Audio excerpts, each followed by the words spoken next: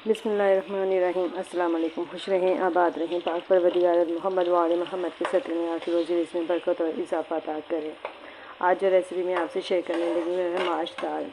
माश दाल बनाने के लिए यहाँ पे मैंने प्याज लिया है 1 अदद, जिसको मैंने बारीक चॉप करके फ्राई कर रही हूँ। साथ में मैंने गोल मिर्चें भी 7 से 8 जो है वो शामिल कर ली है। दाल माश को मैंने थोड़ा सा हाफ़ कुक करने के लिए इसमें पानी डाल के चढ़ा दिया है। इसको मैंने ये थोड़ी सी हाफ़ कुक हो गई तो मैं इसको उतार लूँगी और इसके बाद फिर मैं इसका मसाला तैयार कर रही हूँ। मसाला तैयार करने के लिए यहाँ पे मैंने टमाटर, अदरक लहसुन का पेस्ट, नमक, हल्दी पाउडर और सूख मिर्चें ले ली हैं।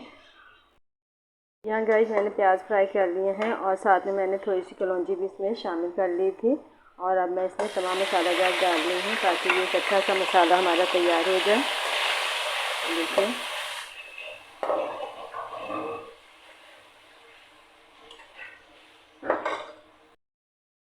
ये लीजिए गाइस, माशाल्लाह से मसाला बहुत अच्छे तरीके से भुन गया है और दाल भी मैंने हाफ़ कुक कर ली है तो मसाला तैयार हो चुका था। अब इसमें मैंने दाल जो मैंने बॉयल की है यानी कि हाफ़ कुक की है, ये पूरी तरह से गली हुई नहीं है। इसको भूनूंगी 5 से 10 मिनट तक मैं इसको भूनूंगी और फिर इसको मैं दम पे रख दूँगी। ये बहुत ज़बरदस्त हमारी दाल रेडी होगी। एक मुमकिन तरीका आज मैंने सोचा कि क्यों ना आपसे शेयर करूँ अपना, तो इस तरीके से मैंने आज ये दाल एक अलग स्टाइल से तैयार की है।